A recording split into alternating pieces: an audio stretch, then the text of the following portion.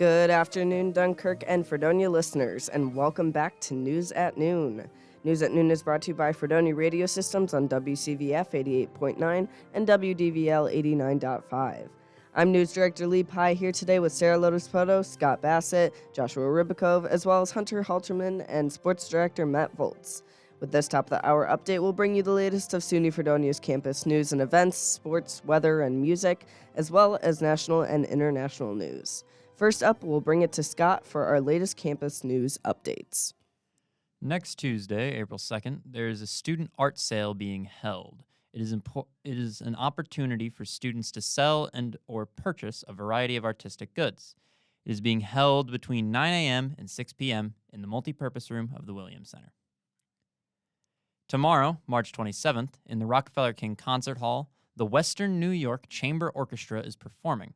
With an international panel of judges having chosen the soloists from auditioners worldwide, it is guaranteed to deliver a musical experience of the highest quality.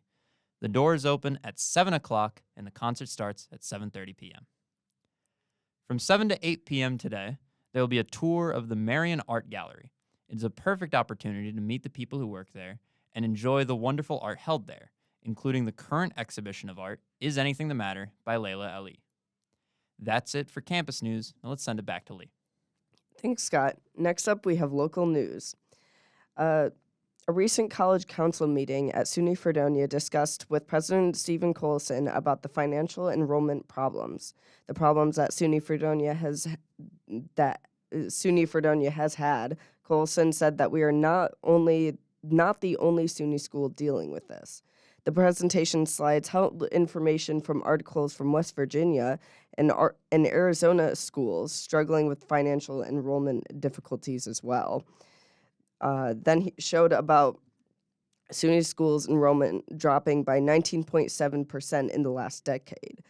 All of this was a prelude to Colson's defense of the SUNY Fredonia's quote-unquote roadmap for the next few years, a sweeping plan that includes the elimination of 13 programs. He said that the reduction will reduce $10 million of the school's deficit in the next 5 years. College Council President Frank Pagano said that once faculty and students see the benefit of the roadmap, they will quote-unquote come around.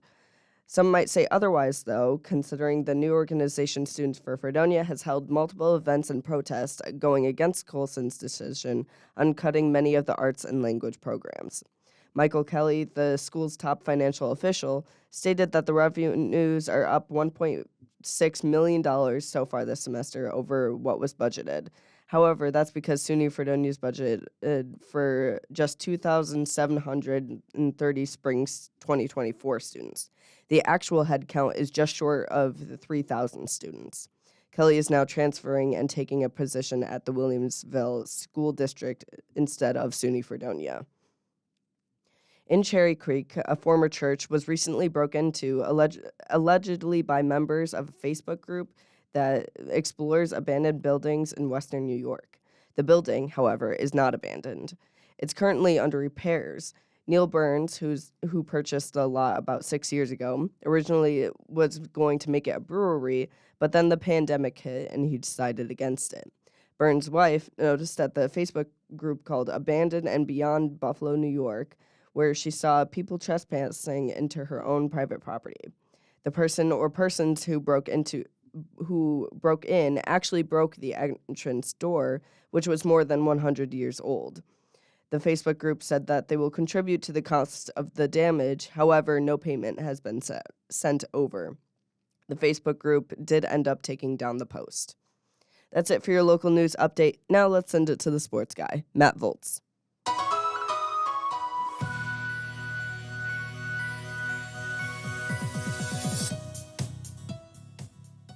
Thanks, Lee. Well, the weather continues to be Fredonia baseball's biggest opponent of the season so far, as another game scheduled for today in Erie has been postponed. The Blue Devils were originally set to take on Penn State Barron at 3 p.m. They're headed to New Paltz this weekend for 3 games in 2 days, starting with a 3 p.m. matchup on Friday. The women's lacrosse team is looking for their first SUNYAC win of the season, and they'll have that opportunity today as they head to Brockport to take on the Golden Eagles.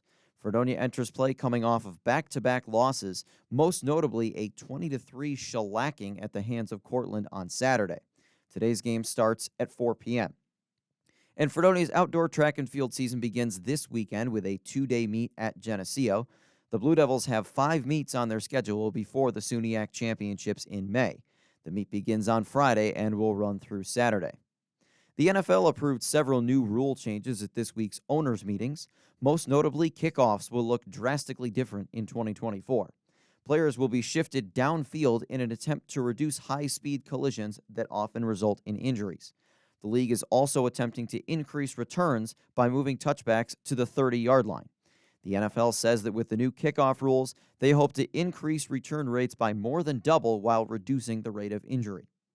And the Sabres are back from a 5-game road trip tonight as they host the division rival Ottawa Senators at 7 p.m. Buffalo has an uphill battle ahead of them in the playoff race, but they may get some much-needed help as Jack Quinn was a full participant in practice yesterday. Sabres head coach Don Granato confirmed this morning that Quinn is expected to be in the lineup tonight. Quinn has only played in 17 games this season, as one injury caused him to miss time at the beginning of the season, and he then sustained another back in January. Tonight's game starts a 5-game homestand for the Sabres, who need all the points they can get as they sit 8 points out of a wildcard spot with 10 games left to play. That's it for your sports update. Now let's send it to Sara with the weather. Now here is your Northern Chautauqua weather update brought to you by Fredonia Radio Systems.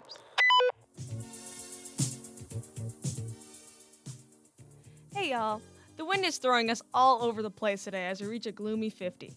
Look, I know the strong winds can be a pain, but why not use it to your advantage? For example, the other day, my friend used his jacket as a sail to go faster on his skateboard. The wind knew exactly what she was doing because the man was zooming on the road like Lightning McQueen. If you want to try it for yourself, do it before sunset since the strong breeze dies down and we lower to 33.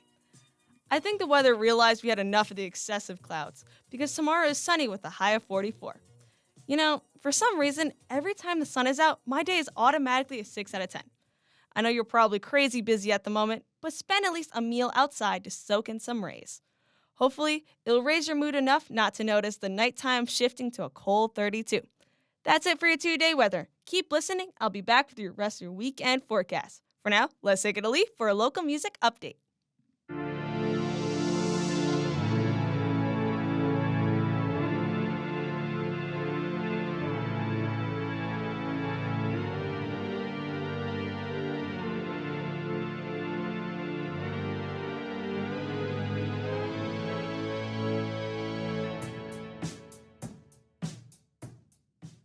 Last Call Entertainment is presenting music at BJ's. Bands like Lobotomite, Coma Ghost, and Eaglewood Creek are performing on March 28th at 51 West Main Street in Fredonia.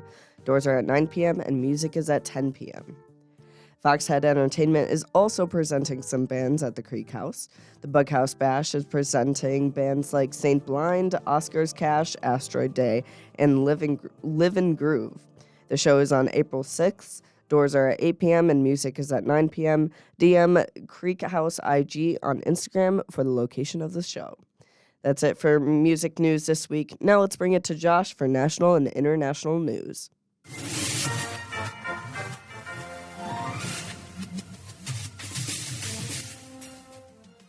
Yesterday, a cargo ship lost power and rammed into the Francis Scott Key Bridge located in Baltimore, collapsing the major bridge in a matter of seconds, plunging it into the Patapsco River. Just before the crash happened, the crew issued a mayday call which enabled authorities to limit vehicle traffic on the Key Bridge, but 6 workers are missing and presumed dead, with the search for them having resumed this morning. According to a federal memo, 1 truck has since been recovered from the water, but at least 1 vehicle still remains hanging from the metal. The governor of Maryland, Governor Wes Moore, commented today, praising the divers who have spent hours in the river working on rescue.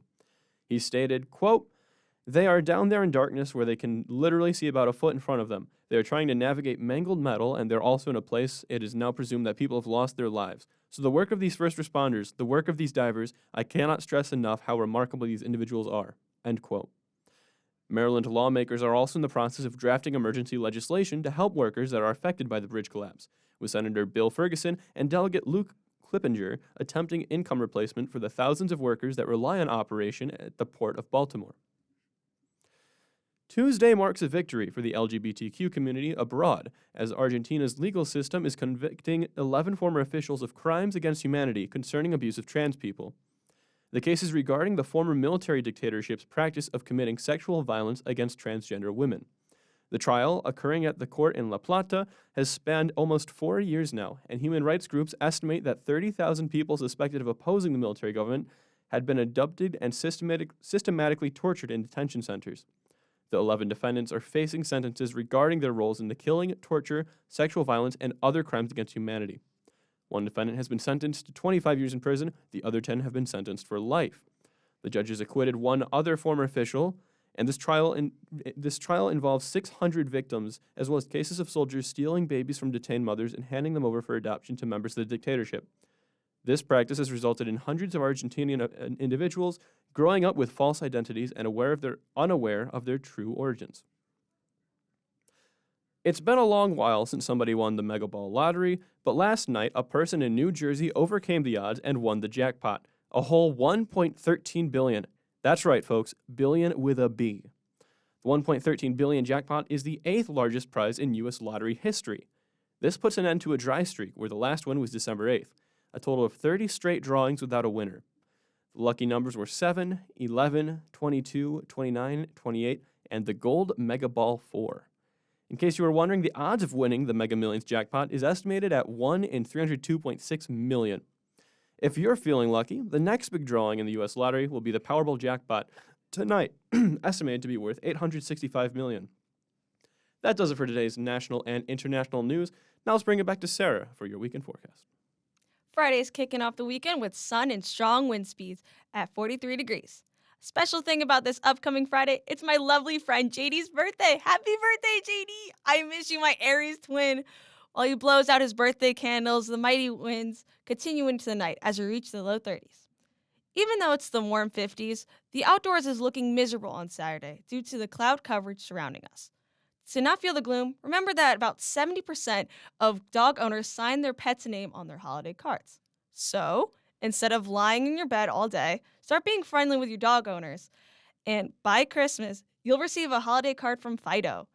Just when you think we got enough rain this week, Saturday ends on a rainy note, descending into the upper 30s. The last day of March is just around the corner as we discuss Sunday's cloudy weather rising to 48 degrees. A little reminder worth talking about is that it's Easter Sunday, and therefore we have an extra day to sleep in on Monday. So start munching on those peep marshmallows and get to work on that egg hunt. Hopefully you'll find all the eggs before the end of the day. The clouds covering the waning gibbous will make it impossible to find them. Not to mention, it's going to be chilly in the mid-30s. That's it for your weekend forecast. Let's take it right back to Lee. That'll wrap up for today's edition of News at Noon. Campus News is written by Scott Bassett. Local news for this broadcast is prepared by Lee Pye. Weather is presented by Sara Lodespoto. Sports is presented by Matt Volz. Music is prepared by Lee Pye. National and international news is prepared by Joshua Ribakove. And finally, board operations for this broadcast are performed by Hunter Halterman. Thanks for tuning in to News at Noon. Join us every Monday and Wednesday at 12 p.m. on WCVF 88.9 and WDVL 89.5. From all of us at Fredonia Radio Systems, have a lovely day.